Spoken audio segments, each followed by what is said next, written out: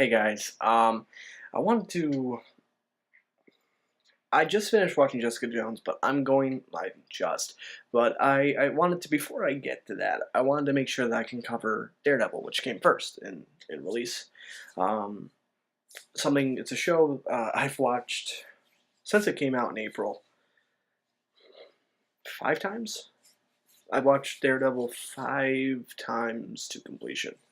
That's not counting the times I started it, stopped for a while, and decided, you know what, I haven't watched it in a while, so I'm just gonna restart it and do it again. Um, it's a show that obviously, if I watch it 4 or 5 times all the way through, I very much like. It's a very good show, um, and it drove me to actually watch. It actually drove me to read some Daredevil. I hadn't read Daredevil before. My only exposure to Daredevil had been Marvel Ultimate Alliance and the Daredevil movie with Ben Affleck. Um, neither are, neither of them gave me a good feel for the character. The film, um, obviously, theatrical version not so great. I like the director's cut, which I do own on Blu-ray, which I do like quite a bit. But it didn't really give me a feel for what I really wanted. It didn't hook me to the point where I wanted to read about the character.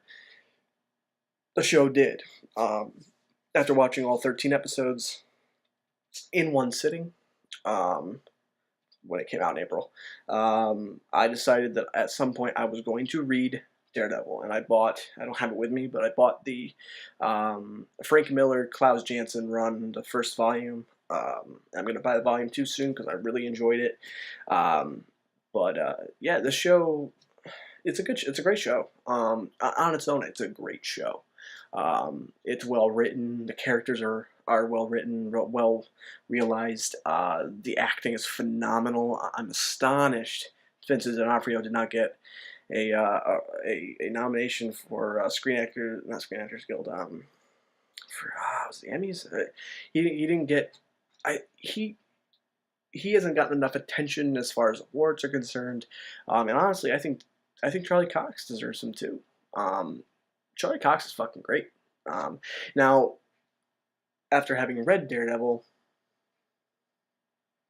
does he perfectly embody the version of Daredevil that I know from the comic that I read? From what I know now, not really. Um, that's not a problem. I'm okay with it. It's an adaptation. It's not meant to be.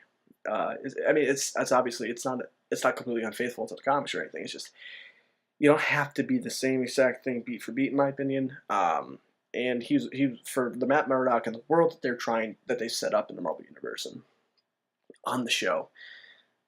Charlie Cox is a very very good Matt Murdock. I keep forgetting the name of the actor, but the guy who plays Foggy, Mighty Ducks dude. He's I really liked him. At the beginning of the show, I was like, I don't know, but as the show went on, I started to enjoy his character a lot more. And Karen Page, the girl who plays Karen Page, she's really good too. For the life of me, can't remember her name of her actress. I really should have done research before doing this, but I'm not prepared as usual. But she was really good. Oh God, Rosario Dawson as Night Nurse, awesome. Though not traditional night nurse, but she's awesome. Vincent D'Onofrio, cannot shout enough how fucking fantastic Vincent D'Onofrio is in this show. He is. I'll get to Jessica Jones, but he is the second best villain in the entirety of the MCU. No, actually, I might actually have him above Loki right now. That can change because I haven't seen Thor 2, or Avengers in a while. So if I could watch those, I could watch one of those, and I'm like, oh no, Loki's the best. I wouldn't be surprised. But at this current point in time, I have him held as the best. And number 2 is Loki. Number 3 is someone I will get to later. But he's fucking fantastic, and he's not just a bad guy. He's a tragic villain. You can feel for him. I mean, he does bad things, very bad things, but you can feel for him as a character and as a person. And that's why, a great villain is a three-dimensional villain, a villain that you can get behind, and a villain who knows he's doing, he in his heart feels like he's doing the right thing, are the scariest kinds of villains. And he knocks that out of the park. Um, Scott Glenn. Scott Glenn is fucking awesome, okay? He plays Stick, the guy who trained Daredevil. He's so good. I love Scott Glenn. The episode Stick is one of my favorites in this season. When he appears in the current present time, I'm not gonna. I really don't care about spoilers at this point because the show's been on for almost a year now. So if you haven't watched it yet, sorry. But no, maybe I shouldn't spoil too much because it's a Netflix exclusive show at the current point in time. I'll be vague. Things happen in that episode. Lines are exchanged. Jokes are made. And then there's a royal ass kicking towards the end of the episode. And it's awesome. And Scott Glenn, I don't know how much of the stunts he did. But for an old guy, he's an old man. He's getting up there in age. If he did most of those stunts, good for him, man. Because that's some astonishing stunt work. And I mean that's about the whole show. But I'll get to that later. Just all around, the guy who plays Wesley, Kingpin's right hand man, best friend guy, awesome actor. He pops up in a whole bunch of stuff, and it's just like when he pops up, I don't know his name, but I know I see him in so many things. Most recently, I watched him. He's in the Pacific. I didn't even know that. Had no idea. Then I realized he's in a lot of stuff, and he's so good. He's so good. He has some of the best lines in his. He steals a lot of his scenes. He's just a good actor. He's a good all around character actor, and he's really good in the role of Wesley. Man, just a great show. They set up a lot of things for next season that comic fans they'll notice them. Mainly a possible villain. I don't know if he is going to be the villain of season 2. I know that for the majority of for a bunch of season 2, he'll be fighting Punisher, which I'm super excited about. But if the person I'm thinking of that they set up is in fact the villain next season, brilliant way to do it. But yeah, all the acting all the way around, super good. And then you get to the writing in general. The writing is just fantastic. There's a lot of shows. There's episodes. The show is a high octane action show, but it's also like a crime show, mob stuff and stuff. It's a complicated show as far as writing goes, where it's like there's a lot of stuff going on at once, and they balance it perfectly. The showrunner Stephen DeKnight, I think his name's Stephen DeKnight. He also showran Spartacus, which is a show I have not watched yet, but I hear is awesome after the first season, which I hear is garbage.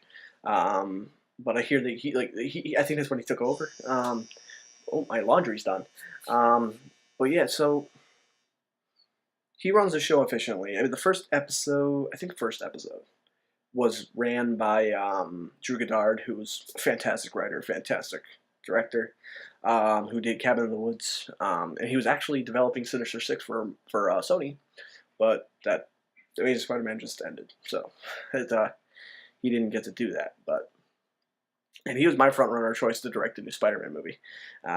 Didn't happen, too bad, but it didn't happen. But he wrote the first episode. He was heavily involved with the series, even though he wasn't the showrunner anymore. And if that's the case, he's a good fucking writer, man. He's a nerd. He's best friends with Joss Whedon. I think he helped him out with Buffy the Vampire Slayer. Maybe Angel too. Two of my favorite TV shows ever made. So he killed it. He's so good. He's such a good writer. It's a show that has a lot of twists, and it's a show that in theory shouldn't work. And it's not because the things don't mesh. It's just that it's a hard show to write. It's a superhero show, but it's also a crime drama, and it's also it's got comedy in it, but it's also got super serious scenes too. You gotta also give the villain dimension. You gotta give the villain. You gotta make the audience feel for the villain. and also that goes into the acting, and of course, Vincent D'Onofrio sells every scene he's in. But yeah, like, it's a show that shouldn't be as good as it really is. It's not because the people involved. I mean, people involved. The reason why this show is so good is because of the people involved. Drew Goddard, Stephen DeKnight, all the actors involved. The show is just fantastic, and it's because of all of them. And another part of the show that's very important, and very well done is the stunts. The stunt team, they got nominated this year for something. I don't remember what they got nominated for. The nominations just came out for it. Jesus Christ. I mean, the fight scenes in these shows, while not always super realistic, all the flip kicks and shit, but the fight scenes are fantastic. They're so well directed. I'm so pleased. There's a little bit of handycam in there, and it's a little bit of shaky stuff, but it's not like they don't shake the camera everywhere, which is what makes me so happy. And they take wide shots and they show all the fight. You can see things that happen, and the choreography is so fucking spectacular. And also on top of that, the sound design's amazing. When people's legs break, it's oh god, it's fucking great. It's a show, has a lot of action in it, has a lot of calm moments too. The pacing is beautiful because of it. They make sure that the show moves at a good clip, but also takes time to breathe.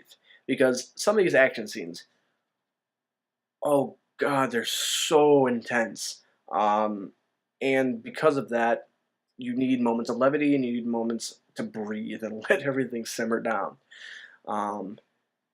And that's what I like about it, because the writers and the directors and the showrunner work in tandem, and they make the show run perfectly. The editing is perfect. And another thing about it that I haven't heard a lot of people talking about, the score is awesome. I love the music for the show. The guy who did is Joe Pisano. I think it's Joe Pisano, who also did the score for the most recent. I don't even know if it's the most recent, but I know that for the first Maze Runner movie, he did the score for, which is also an awesome score. I've never, those are the two things I know he's done, and he's pretty good. He's pretty good, and the score for Daredevil is really good. My favorite, God, there's so many good tracks, and the music for the show, the way that it runs, especially in the high action moments, the score for it is so good. The opening title, I don't like the opening title as much, but the rest of the score for the film, it's basically a fucking 13-hour movie. For the show is really good. It's just, I can't talk. There's too much to say about this show that's good. I can't, I can think of, there's, if I really wanted to nitpick, I can find things I don't like about it. Namely that you could feel that there's not a super huge budget behind it. But that's okay. It's a street level character. It's a street level hero. So it's not like I don't need high octane. I don't need to have 40 cars blowing up every 5 seconds and buildings leveling. They do what they have to. It's a small story. It's a small scale story. It's not like the Avengers. It's a small intimate story, and that's one of the good things about it too. Is that it takes away from all the cosmic and crazy world saving shit. And it brings things down to a smaller, more human level. And that's what I like about it. And that's how the actors really shine. Because as much as I love Chris Evans, and as much as I love Robert Downey Jr., and as much as I love Mark Ruffalo, and Jeremy Renner, and Scarlett Johansson, and everybody, and Nick Fury, everybody, they don't have as much time to really get into the characters. Because it's not because of the actors, and it's not because of the writers. It's because it's a movie, and the movie's, you get 2.5 hours to tell a story about these characters, as opposed to Daredevil and Jessica Jones, who get 13 hours to tell you about these characters, and about the villains, and about the side characters, and about the plot, and the action, and everything. They get 13 hours to do all that stuff. So, what I like about it is that these two shows, Jessica Jones and Daredevil, have been these small, intimate level shows that bring the Marvel Universe down to a grounded level, as opposed to all the shit exploding in outer space that's going to be happening in the next couple of years. It's a great show. It's one of the best things that Marvel has put out in general. It is my second favorite thing that Marvel's done. It was my first favorite, and it changes day by day. It goes between Daredevil and Captain America: Winter Soldier. It goes between those two because I like Marvel has done something really crazy because they've had Captain America: Winter Soldier and Daredevil, both of which I like more than the Dark Knight. Ooh, more than Dark Knight and more than the first Avengers movie. I like them both more than those. Both. So that should tell you how my opinion is about these movies because The Dark Knight and The Avengers are two of the greatest superhero films ever made. Comic book movies in general, one of the best. The two of the best. Fantastic. These are both better in my opinion. I love Daredevil unabashedly. Maybe it's not super duper like crazy close to the comic books. There's some alterations, and that's fine. That doesn't bother me. Maybe Matt Murdock isn't the same Matt Murdock I know from the run that I've been reading. That's fine too, because it's not that run. It's a show. It's a new run. It's a new run of Daredevil. And this run I quite enjoy. So if I had to give this show a rating, which I've never done a show, I've never reviewed a show before. Actually, I have on a different channel, but I've never reviewed on this channel. Oh, God, I mean, I can't give it anything less than an A. I mean, I give it an A plus. A plus is, yeah, it's up there. It's up there. It's between an A and A plus. Pick one. You just pick one. It's one of those two. It's a fantastic show with fantastic acting, fantastic writing. It's beautiful. It's a beautiful looking show. I never talked about that, but the cinematography is gorgeous. Especially the one fight scene which everybody's talked about is the one fight scene that's done in one take. Fantastic, just amazing. Cinematography, action, directing, acting, writing, everything about the show is perfect. Oh, nope, you got me. One negative, the costume. Not the black one. I like the black one. The black one's cool. But the last costume, the red costume, which by now everybody knows about because it's the thumbnail for the show, and it's been all over the internet. Not the biggest fan. Not the biggest fan. It's grown on me quite a bit more after watching it 4 or 5 times. It's grown on me quite a bit. I don't hate it as much as I did when I first saw it because oh god, the forehead looks like a Neanderthal protruding forehead. Wow. But I've gotten used to it, and I know that it's not going to be the final costume because I'm sure next season we're going to have a new costume by the end of the season or something crazy. And that doesn't bother me. That's fine. I'm cool with that. But yeah, I that's the only negative I have, and you know I can get past that. I got past it for Avengers. I hate Captain America's costume in Avengers, the first Avengers movie. It's terrible. It looks horrible. But I got past it. It's not. It's a big deal, but it's not crazy. I can get used to it. It's fine. But yes, A plus. Pick one. I'm gonna go A. I'm gonna go A just for a definitive one. I'm gonna go A. But yeah, it's a fantastic show. If you have not watched it yet, please do yourself a service. Just fucking watch the show, man. It's so good. Even if you're not a Marvel Cinematic Universe person, just watch the fucking show. It's so good. And for you people who don't have Netflix yet, hopefully it'll come out on DVD and Blu-ray soon. I don't know. It may come out in April when season 2 is probably going to come out. Maybe it'll be like a whole yearly thing. Kind of like Arrow and Flash and all the television shows that come out like the start of the next season. Maybe in April it'll come out on DVD and Blu-ray for you. Or just pay the $20 and watch it, and then don't pay for another month. So yeah, it's a great show. You should go watch it. I gotta go because I gotta go to bed. But I have to edit this video first. So yeah, I hope you guys enjoyed the review. If you did, like, comment, favorite, subscribe. I hope you stay. I hope you subscribe. I hope you watch all the videos. I'm gonna try to review Jessica Jones soon. I'm gonna try to do it. I'm not gonna promise because last time I promised something, I didn't do it. I'll try to get it done by next week. I'm also gonna try to do the Star Wars. Do a Star Wars marathon. If I don't do all 6, I will do the original trilogy without fail. I said that I'm probably not gonna be able to do it because of college and finals. But if I can, I will do it. those should be the next couple videos you see coming from me, and then next Thursday, probably Friday because it's gonna be after midnight. Technically Friday in the like early mornings, like 1 or 2. You will get a review of The Force Awakens because I'm seeing it at 11 o'clock on Thursday. So I'm super super duper excited for that, and I hope you guys are too. So yeah, I'm gonna go now. Do me a favor, guys. Stay nerdy.